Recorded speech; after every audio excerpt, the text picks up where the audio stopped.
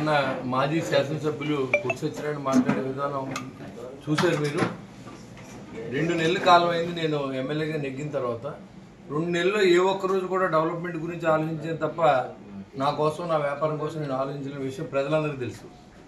నేను మాట్లాడుతూ ఉన్నాడు, కార్యకర్తల కోసం గోతులు పూడుతున్నాడు. సన్నాసి మాటలు మాట్లాడుతూ 5 సంవత్సరాల పాటు ఇంట్లో పడుకొని కనీసం గొయ్యి కూడా పోచలేని అసమర్థుడు ఇవాళ ఎలా పుడుతున్నారో తెలియకుండా మాట్లాడుతున్నాడు. ఏ కార్యకర్త, మా కార్యకర్తలు ఎవరు ఈ రోజు వరకు మేము డబ్బు సంపాదించడానికి పార్టీకి వచ్చిన నా దగ్గర ఎవరు లేరు.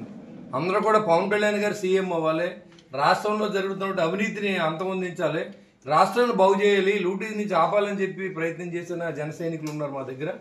మీకులాగా అసలు మీ కార్యకర్తలకే ఓ కప్పు కాఫీ ఇవ్వకుండా మొత్తం అంతా నువ్వే లాగేసిన సందర్భం ఈ ఊరు అందరికీ తెలుసు.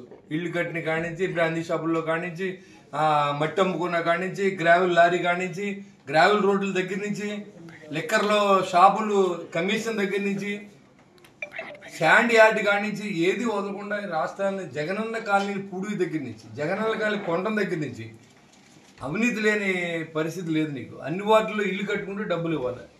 ఇంత అవినీతి మంత్రుడు పవన్ కళ్యాణ్ గురించి మాట్లాడటం, పవన్ కళ్యాణ్ నుంచి మాట్లాడుతూ ఉంటే ఆకాశం మీద ఉమ్మేసుకుంటే నీ ముఖం మీద పడుతుంది. కాబట్టి పవన్ కళ్యాణ్ ఏంటో మీ నాయకుడికి తెలుసు. నీకు ఇంకా అర్థం అవ్వలేదేమో, ఇంకా మత్తులో ఉన్నట్టున్నావు. 2 నెలలు అయింది నీ డబ్బు చేతికి వచ్చి, అప్పుడే మీ నాయకుడు గతగతలు ఆడిపోతున్నారు. మీరు 5 సంవత్సరాల పాటు ఉండడం కష్టం, మీరు పార్టీ మారిపోతారేమో డౌట్గా ఉంది. జాగ్రత్తగా చూసుకోండి ఆ పని. కార్యకర్తలని, ఈ ఊరిని ఎలా కాపాడుకోవాలో మాకు తెలుసు. జనం మాతో ఉన్నారు, జనం నాకు ఓట్లు వేశారు కాబట్టి దానికి 10 రెట్లు సేవ చేసే నేను ఈ పని చేస్తాను. నీలాంటి తాటేకి చప్పులు బెదిరిపోయే పరిస్థితి నాకు లేదు. ఖచ్చితంగా పని చేయడానికి ఉన్నాడు, పని చేస్తాను. సంవత్సరాలు ఎక్కడ జరగల. గ్రామాల్లో స్వతంత్రం వచ్చినట్టు ఉంది, వాళ్ళ గ్రామ స్వరాజ్యం వచ్చినట్టు ఉంది. అందరూ బయటకు వచ్చి మాకు రోడ్లు లేవు, మాకు డ్రైన్లు లేవు, మాకు మంచినీళ్ళు రావట్లేదు, మా చెరువులన్నీ పసరెక్కిపోయినాయి, అవుట్లెట్లు లేవు అని చెప్పుకునే పరిస్థితులు ప్రజలు ఉంటే, నువ్వు ఇంట్లో కూర్చుని నువ్వేదో మాట్లాడుతూ ఉంటే అదే నువ్వు ఉన్నదే ప్రపంచం అనుకుంటే ఇక్కడ ఎవడో నేను విశ్వసించే పరిస్థితి లేదు.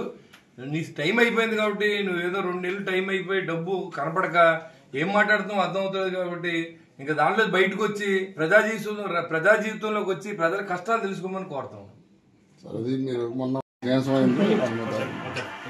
నేను దేని గురించి మాట్లాడదలుచుకో అడిగారు, నిన్న సమాధానం చెప్పాను, అయిపోయింది. అతనికే నాకు కానీ మా పార్టీకి అతనికి కానీ శత్రుత్వం లేదు.